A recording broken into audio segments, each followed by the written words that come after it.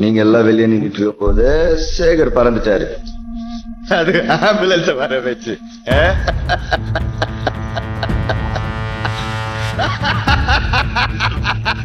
சேகர் ஸ்டெப்ப மாட்டேக்காரஞ்சா என்ன சௌந்தரு